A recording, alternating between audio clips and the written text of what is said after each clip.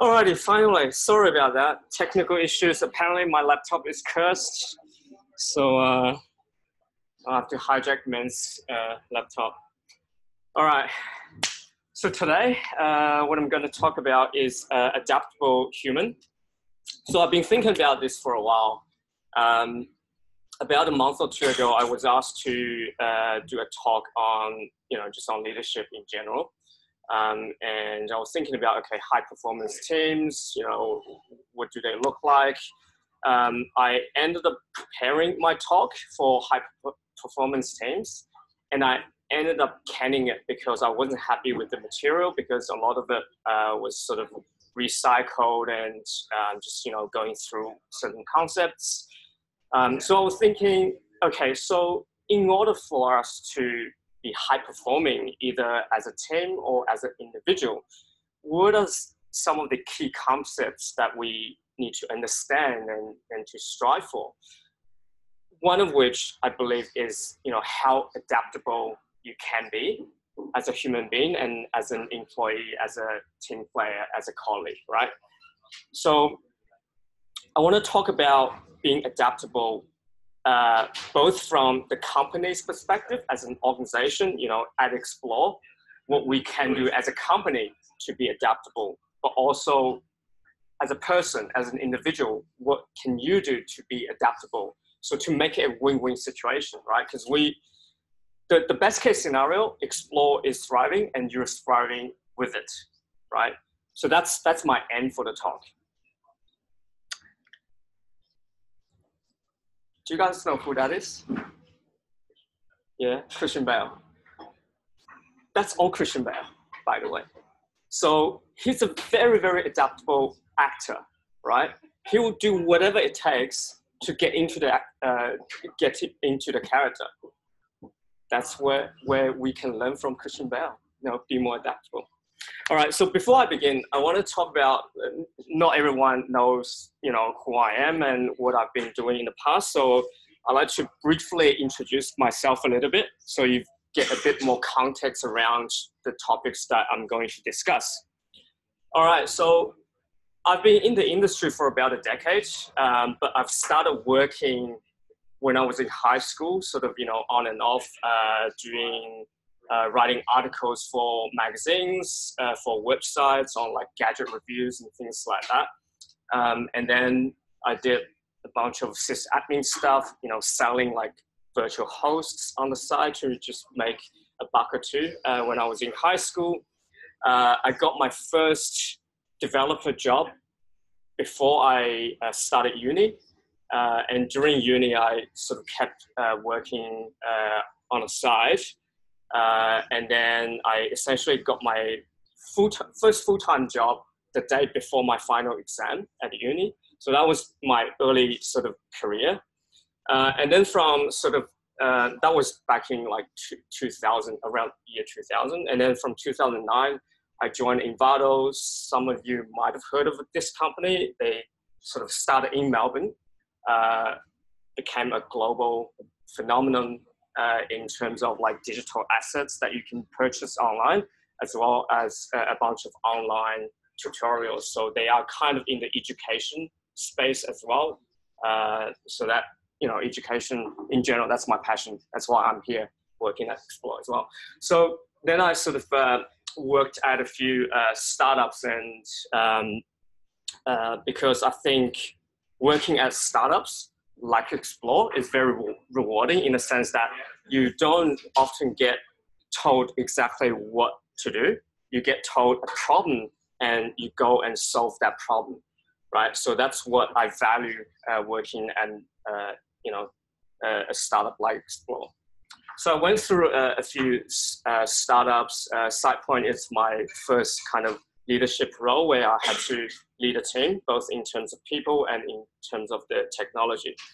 And then I went to a startup called Locomo. I was there for 2.5 years. Owen and I worked together there. I burnt out twice, which is actually related to my talk. I burnt out twice at Locomo. Towards the tail end, I suffered a bit of depression because things just weren't going very well. as soon as I discovered I had depression, the very next day I resigned. And then the next step for me, I was like, okay, this didn't go well. I need to work for a larger organization just to recover. So I joined REA to recover. How do I get more depressed? Go to REA. So there are good bits and bad bits. As a employee, you're actually, it's a very good environment if you sort of try to avoid the red tapes and the political side of things. It's actually really enjoyable. But anyway, so that's the reason I joined REA. And then I was the CTO for eCal, which is a small startup, and then Explore. So that's been my journey, right? So over the past, I guess, 6-7 years or so, I've been sort of leading teams one way or another. So along the way, I've learned a lot. I've discovered a lot of concepts and nuances. So the talk is largely based on my observation, my learnings, my discoveries. Now, some of you might know me as a developer, right? So I've been a, avid open source contributor. I've got like over 100 repositories. Sometimes when I go to a meetup or do a conference talk, people come up to me to say, hey, I've been using your open source libraries. And by the way, one of the libraries is actually in production in Golden Gateway, thanks to Eddie. He's not here. He's over there. Oh, okay. Yeah. So some of you might know me as a developer, right?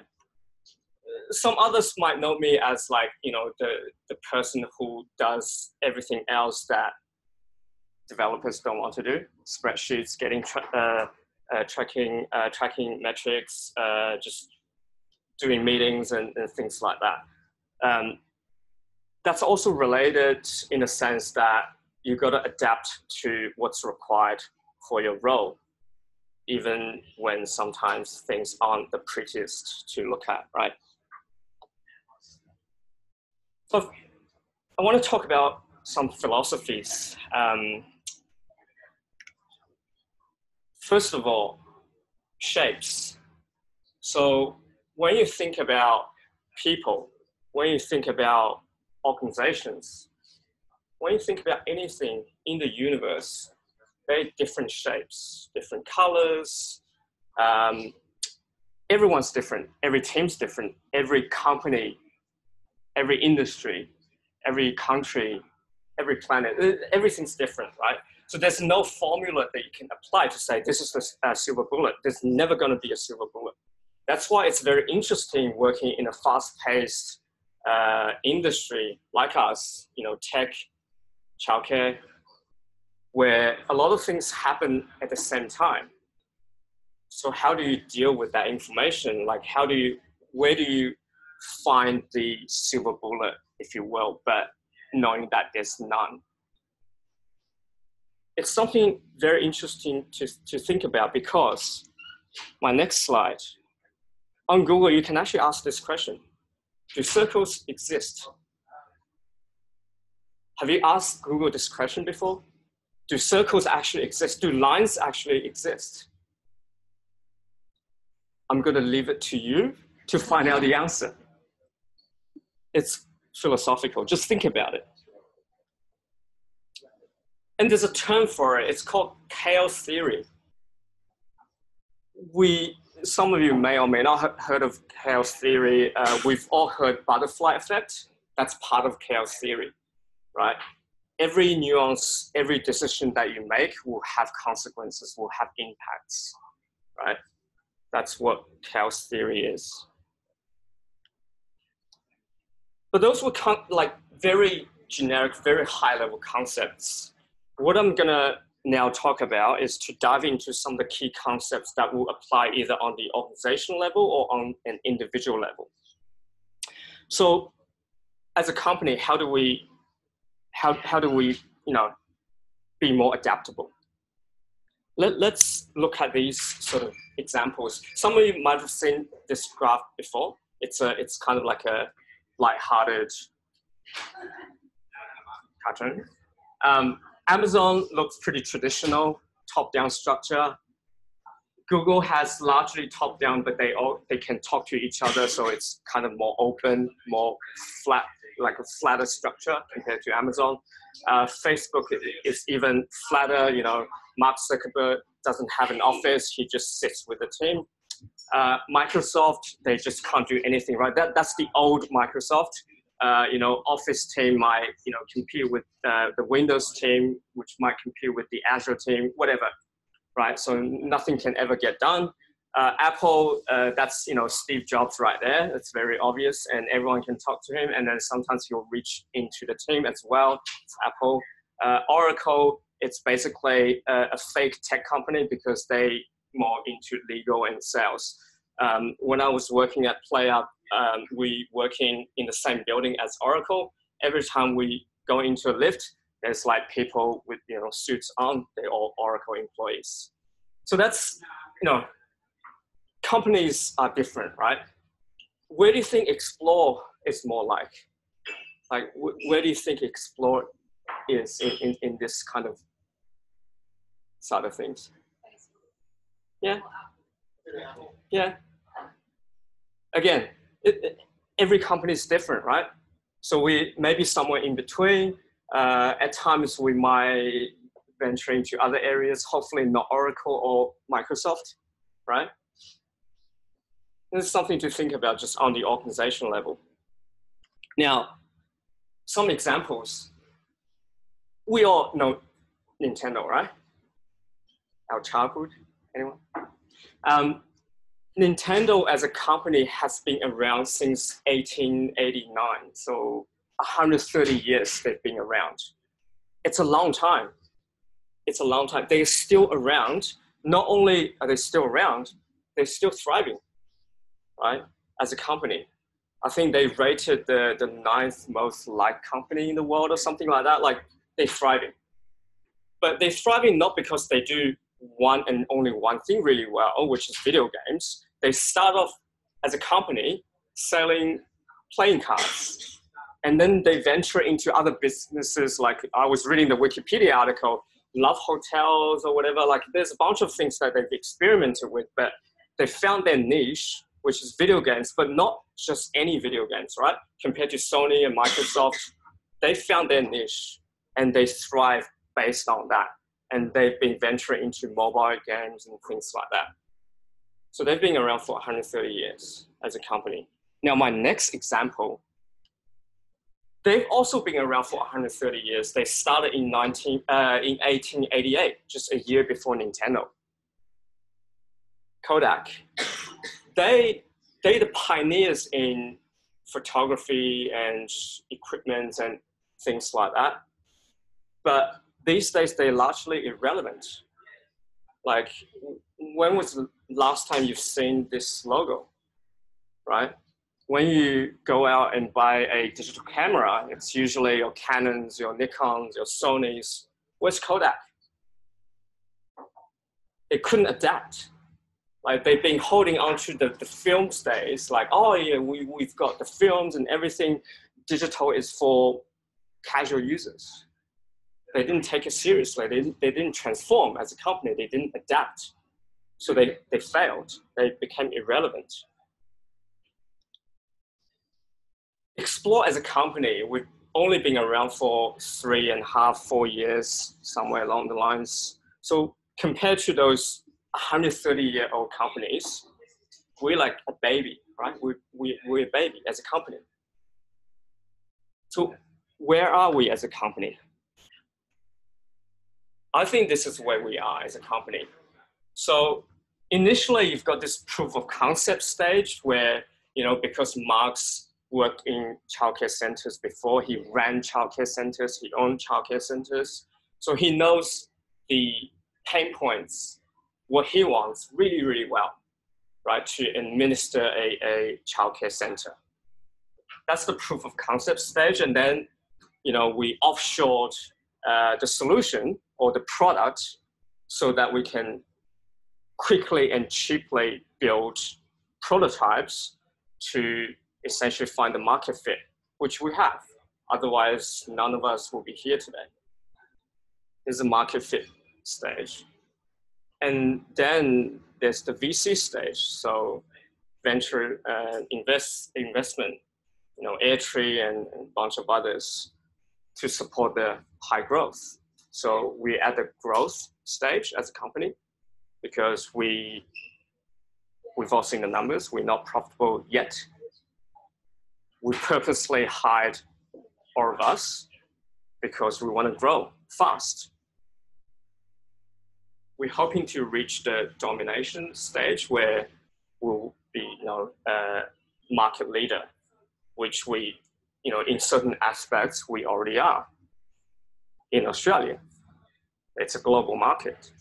So there's a long way to go as well as a company, right? But think about this. When Nintendo first incorporated as a company, they were selling playing cards. When Explore first started, it was Mark and his mom, and you know, just taking their learnings from running childcare centers. Market Fit, the Indian-based software company that built the initial product for us, and VC, a bunch of money. Instead of, you know, Mark being a solo founder, now we have a team of 10, 15 in the old office. Now we have a team of 60 odd people here today. And you can see that every stage the company needs to adapt to different situations, right? Otherwise we can't survive. So what we know today will work for today. It will not work for tomorrow. So we always need to think about how do we get to tomorrow without dying. So every organization is different, but organizations are made of people, right? And then there's like a bunch of different things. So now I'm going to talk about some of those concepts on the organization level that have impact to us. First of all is startup versus corporate. Now, I'm fortunate enough that I've worked in both environments. So like, I guess REA is my corporate kind of experience. The rest is all startup experience. Now, in this context, working at a startup requires different kind of skill sets, right? But more importantly, different kind of mindset. The kind of mindset, you might thrive in either environment, right? Either startup or corporate. But if you look at it, you know, as a person, if you don't change your mindset, you'll fail in either or both. Because the kind of skill sets and mindset that's required to work at a startup is very different to the ones that are required working at a corporate, right? This is something to think about because you know yourself as a person. You have your peers and your friends, your family will see you as a person. You have kind of your personality, your quirks. How do you adapt and tweak them to suit a particular environment? Because I know when I was working at REA, it was a very different environment than here at Explore. We get shit done, whereas they have more money than they know how to deal with it. It's very different.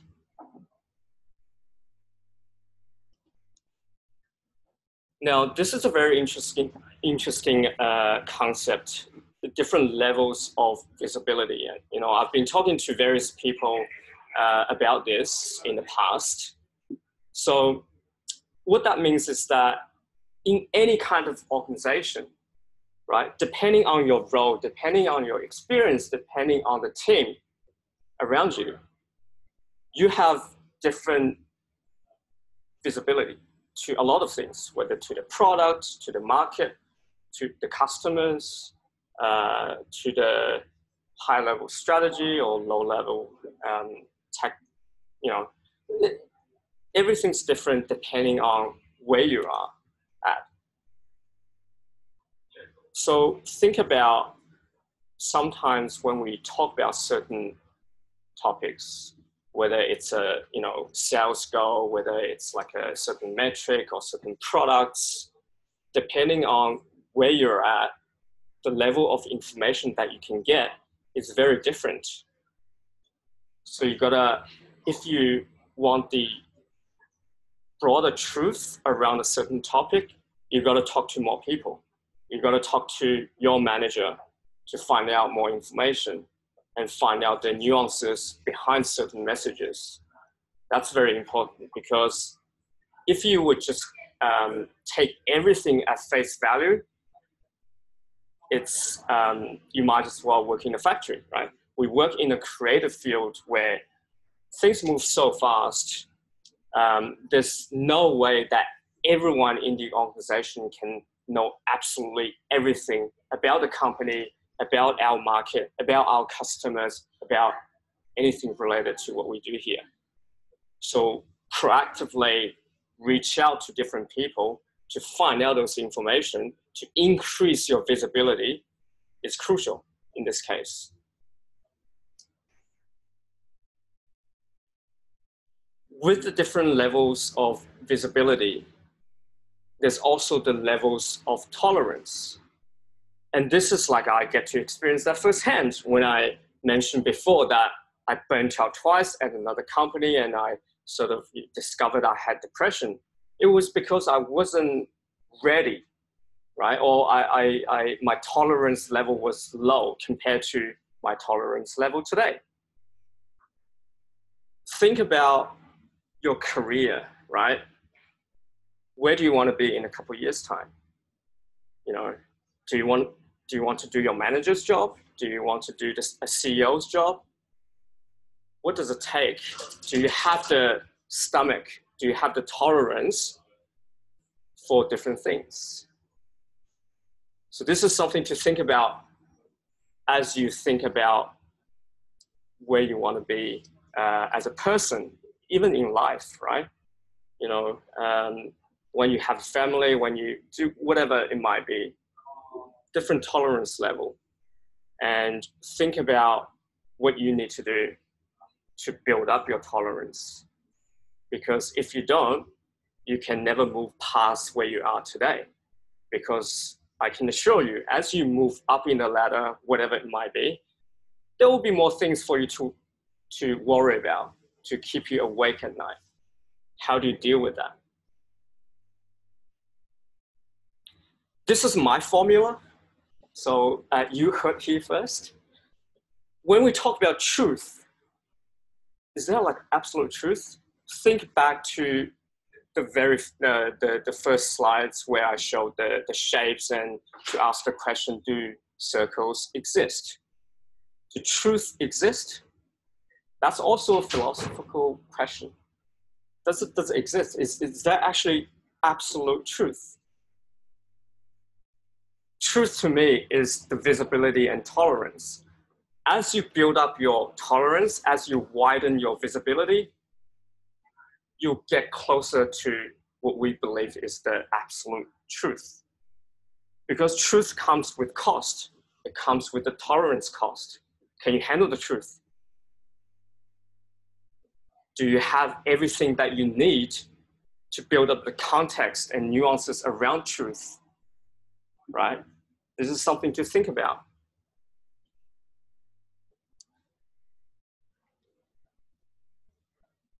Then there's organizational politics, or otherwise known as office politics. Now, nobody actually likes office politics, right? But office politics is definitely something that exists everywhere. Doesn't matter whether there's like 2 people company or, you know, multinational companies. Office politics exists everywhere. The thing you need to know about office politics is that it's not like people intentionally try to sabotage others, or some people might do. It's a minority. Most people either be directly or indirectly involved in politics because in office politics because communication breakdown, or not understanding what truth is, not understanding your coverage of your visibility, not understanding your own tolerance. Therefore, you do things that may offend others, or others might do things that you'll get offended with, or people try to do different things and go into different directions because of those reasons I mentioned. So when we talk about office politics, and it's especially important when you work in a corporate environment, is that people don't do that intentionally. Most people don't do that intentionally, but it's hard to avoid because a lot of people simply don't think about the little things, about visibility, about tolerance, about what truth actually is. Building rapport is also important. By the way, Game of Thrones reference, anyone?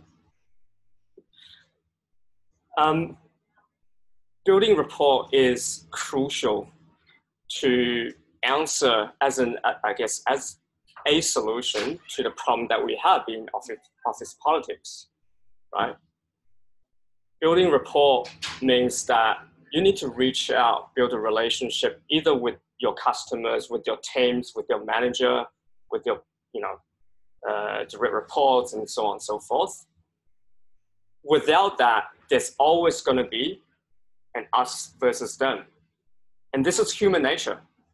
During the hunter-gatherers stage of human history, human, and even a lot of animals, right? That we work in tribes.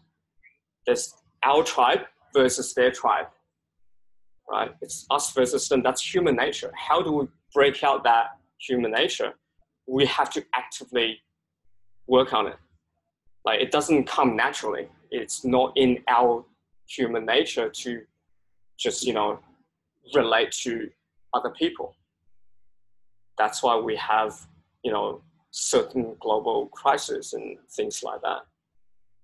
So think about what you need to do to build rapport with your team, which most of us do quite well within a team, but reach out to other teams, reach out to your manager and your manager's manager, perhaps, things like that to build a rapport.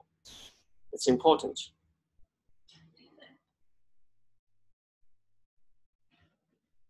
So those were organizational concepts. Now I'm going to talk about, on the individual level, some of those key concepts.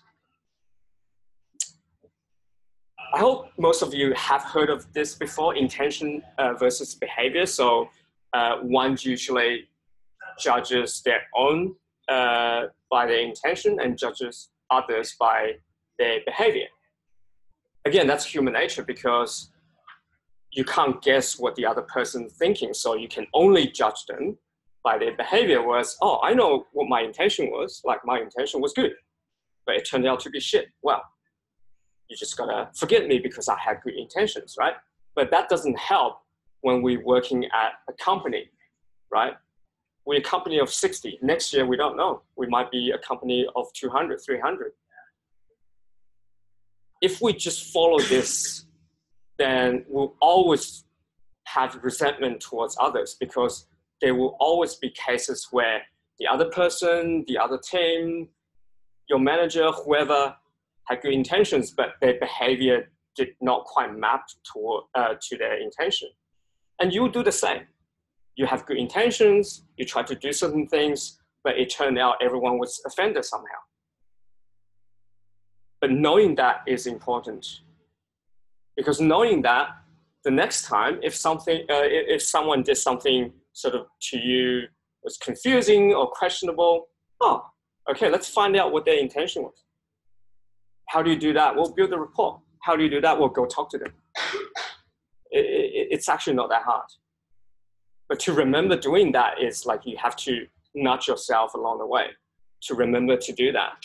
Instead of saying, it's all fucked because they did this, they did that, well, sort it out. Just talk to other people. Recognizing your skill gap is also important. Now, we work in different roles. We're here because we're good at what we do, right? So some of you might be in sales, some of you in support, some of us in product or development, whatever it might be. Doesn't matter what your role is, because as I said before, nothing is ever the same, right?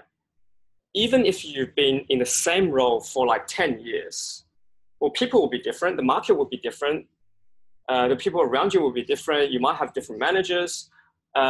So at any point in time, you need to constantly evaluate what your skill gap is and how do you actually fulfill the gap.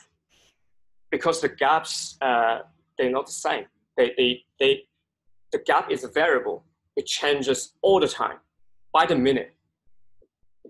So think about what you actually need to do to recognize it and then try to fulfill it. And that sort of goes to my second point. Think like your boss. Now, again, don't take this as at its face value. By think like your boss, I don't mean like just mimic what they do, right? We have a diverse team here, and diversity is a good thing.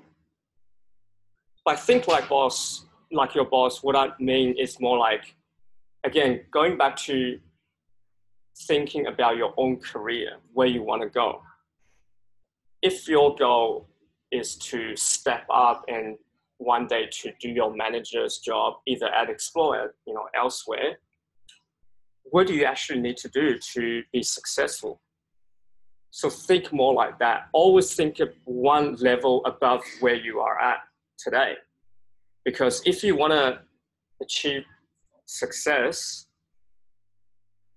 in certain directions, you've got to know what that direction looks like and what you actually need to do to get there, right? By doing a good job is good, but it's not enough. And I've got an example. Let's say when you finish a day, right? And let's say the day went super well, you've done everything perfectly. You feel great, right? It's like, oh, job well done. But think about it. That means you've done your job really well. Well, congratulations, you've done your job really well, but how do you grow as a person? How do you work on your career? Now, think about maybe a day where you had, shit hit the fan. There's a bunch of things went wrong, a bunch of challenges. Instead of saying, oh, things are fucked, I might just find another company or another team or whatever it might be. Think about, okay, in that case, what can I do? What can I influence to turn things around? Because that might be what your manager's thinking, right? To think like that, to think about it as a challenge, then congratulations, you're getting somewhere, right? You're trying to step up and get to go somewhere else.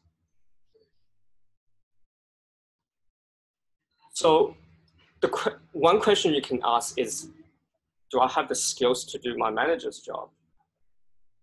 Have you ever thought about this?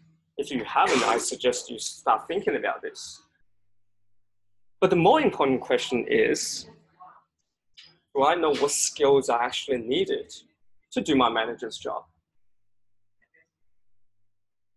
Think about that as well.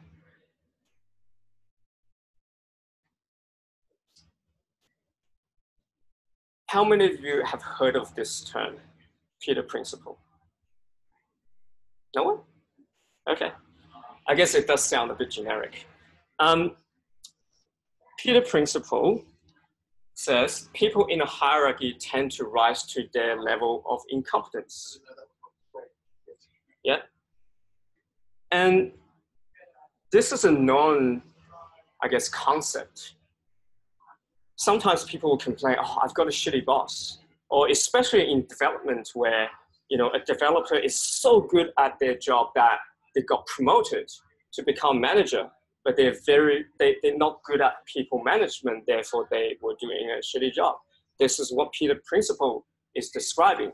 You rise to the level where, because you're not doing any amazing work anymore, therefore you plateaued and you stuck, right?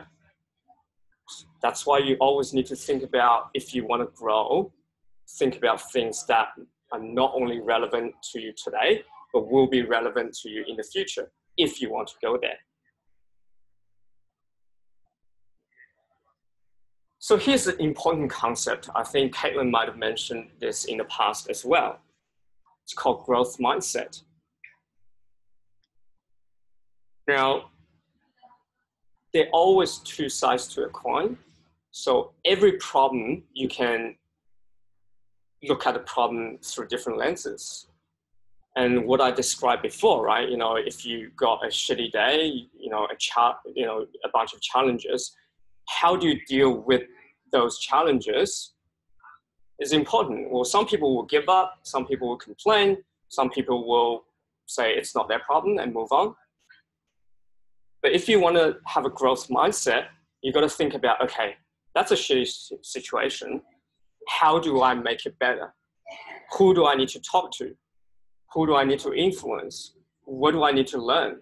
What do I need to look up? What do I need to do to make things better? To turn things around. That's what growth mindset is. And this doesn't apply just at work. So to think like what I'm talking about is just about work, think beyond that. It's everything in life, right? To have a growth mindset. Let me tell you a story. So when I was in uni, so I studied IT. I majored in multimedia. So what multimedia is basically video, audio, 2D design, 3D design, programming, anything to do with multimedia and digital things, right? So I was doing my degree. I was kind of learning a few things, but as I said before, at the time when I was in uni, I also had a part-time job. So I was already doing programming. I worked at a digital agency. I was building real products for real customers already. So halfway through my degree, I was like, the things I learned in uni weren't that helpful.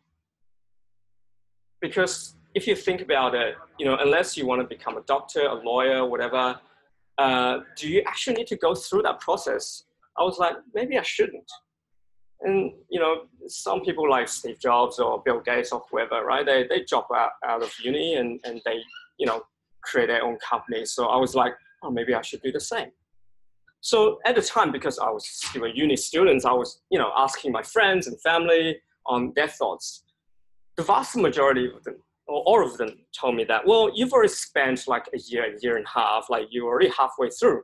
You might as well finish it, right? Just to see it through. Now, I did see it through, so I did graduate, but my reason behind that is very different. Because I thought about it this way, like, okay, I'm halfway through. It's a hurdle for me because I see, finishing the degree itself was a hurdle for me because I want to do other things, like I've already been doing other things on the side. But then I thought, okay, if I just give up today, what does that mean in the future? Does that mean that, hey, by working at a company, if you just run into issues, do you just like give up straight away? Or do you try to see it through? Do you try to take on a challenge? So I decided to take on the challenge, which I'll have another story to share that's related to that as well. So I decided to see it through. So that was my reason to finish my degree. Otherwise, I would have just given it up halfway through and then just start working full time. More on this later. Now, also there's a founder mindset. And by founder, I don't mean you have to act like Steve Jobs or Mark or whoever founders. It's more like a mindset of problem solving. So let's say, we're burning money as a company. So, okay, so what can I do as an individual to help the company increase the MRR? That's a founder mindset.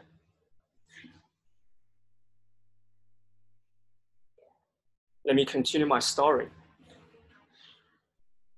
So, because I was studying multimedia, 2D design, 3D design, programming, hopefully everyone knows what I do for a living for the past decade. I'm mostly a programmer.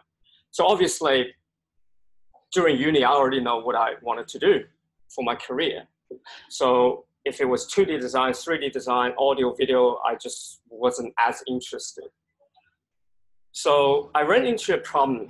The problem was that at the time I was freelancing. So I was working on a side project, to make money and to sort of, improve my craft as a developer. At the same time, there was this uni subject, Flash design. Flash, Adobe Flash, do we remember that even? It's no longer a thing anymore. But at the time, it was still huge in terms of multimedia, right? So I was thinking at the time, I was like, well, this project, like the Flash project, it was quite involved. It needs a lot of my time and effort. I didn't believe in it. My heart wasn't in it. I was like, it's a waste of time. I have better things to do. So what I did was I used the money that I got from working on my side project, and I paid an offshore company to do the project for me.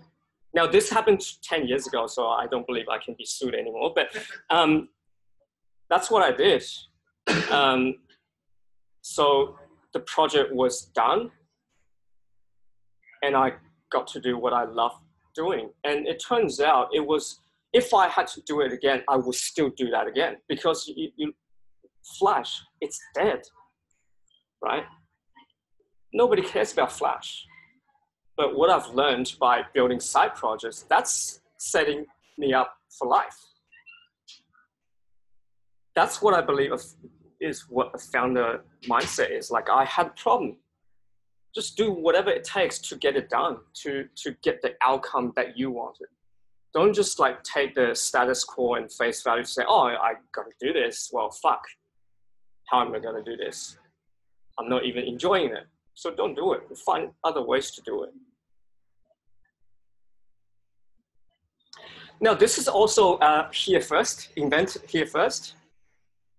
How many of you have played Starcraft 1 or 2? Yeah, a couple? Any kind of real-time strategy games? Yeah, all right. Now, not everyone's a gamer, that's okay. That part is not as important. What's important is, I'll show you what the game looks like. This is a Starcraft 2 game, and a lot of real-time strategy games look like this, right? I'm gonna point out a few things for you. This is where you spend vast majority of your vision at. This is what's happening on the battlefield, and you're controlling your units, trying to fend off the enemy units, and so on and so forth, right? But as you can see, there's a bunch of other things on the side as well. You have a mini-map that describes the entire battlefield. Down here, you've got your units, their sort of health. You've got shortcuts. You've got actions that you can sort of trigger on your units. You've got resources, like how much money and whatever that you have. And then you have like notifications and stuff, right? Now think about this. Think about this and apply it to anything that you do on a daily basis. Most people will put 99% of the time just here. There's a term in eSport, we call them noobs, because they so focus on what they believe is important, and they neglect to see, on the minimap, there's also a bunch of things happening. Like, you might have allies doing certain things, enemies might be approaching, but you can't see it up here, right? There's also a timestamp. Like, for those of you who are interested in esports, you might know this.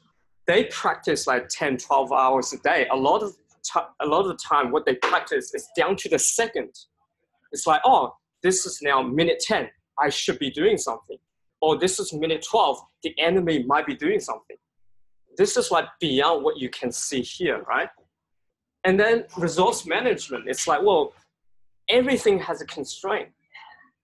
nothing's ever for free. Like, you know, here, if it was up to Mark, we would be a 1,000-person company and do various different things. But we're not, because we have constraints. Keep your eye on the constraints, and to know that given certain constraints, what can you actually achieve? And also about optimizations. Whether you're a salesperson, whether you're a developer, like, there's always things that you can optimize. If something, like, as an esport player, for the same task, if you have to spend 3 more seconds compared to your enemy, you will be dead. Because 3 seconds here, again, chaos theory, it might have huge ramifications, right? So this is the Starcraft mindset. You heard it here first. You're welcome.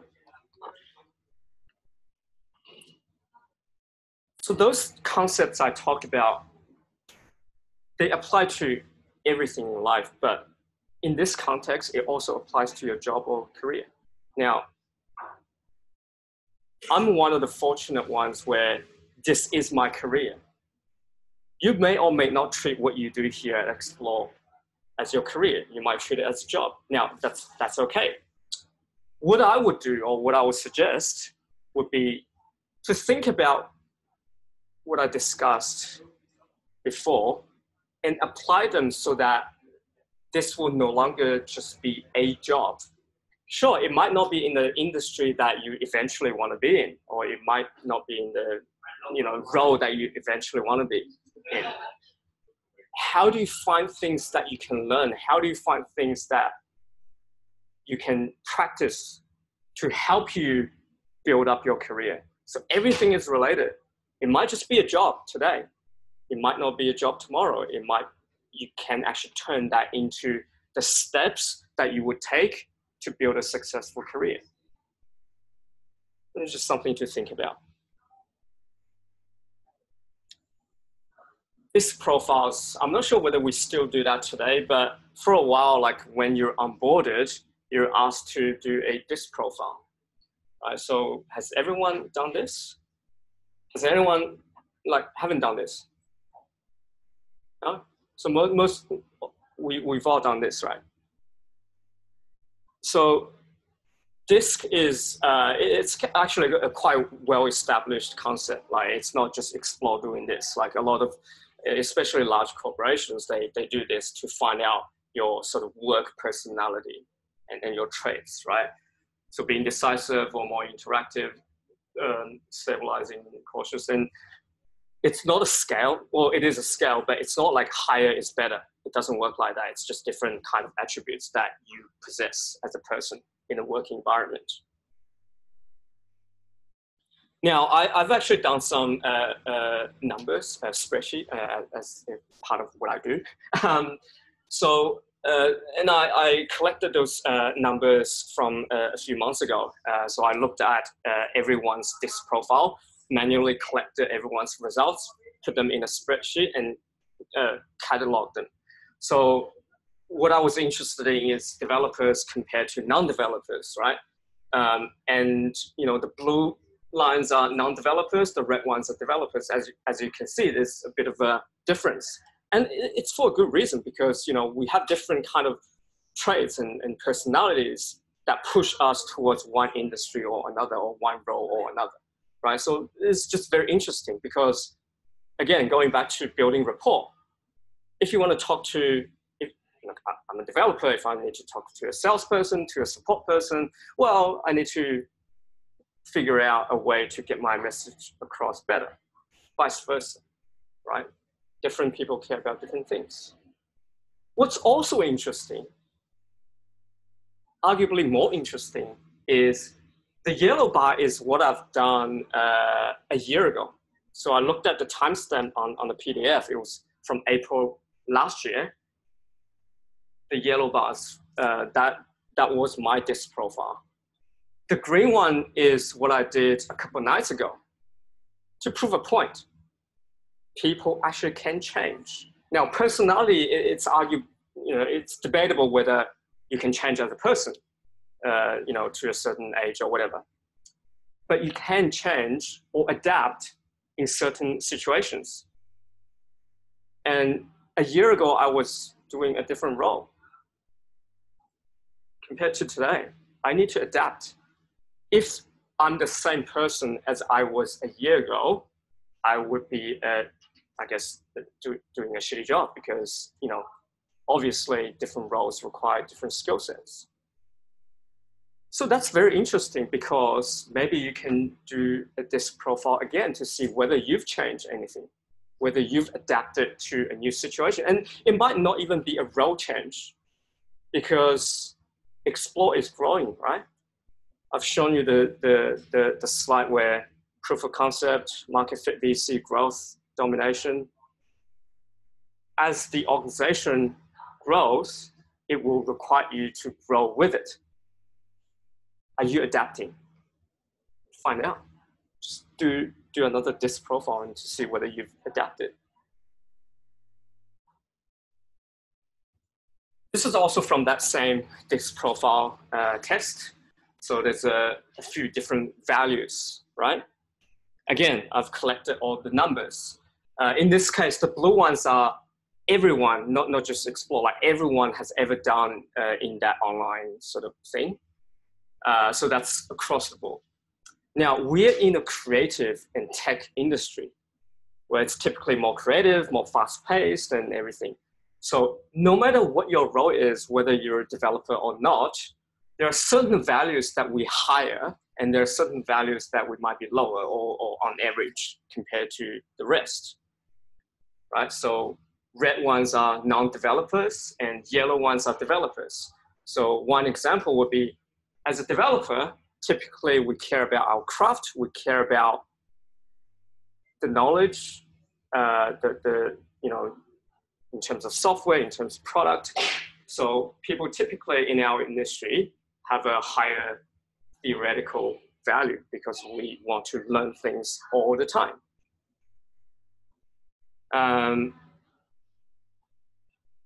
There are other things like regulatory, maybe like I just don't care about as much because, you know, I would pay an offshore team to do something that I didn't want to do. And again, I've collected my two different DISC profiles because my values have changed as well to adapt to the new situation, right? One example is political. It's like, well, I got to know how to talk to different people better or more effective. That's what my focus is now on, less so on the tools. So that dropped a little bit. Can you adapt, or are you willing to adapt? It's crucial if you want to move to a new role, move to a new industry, a new company, or do things better or do things differently. That's crucial.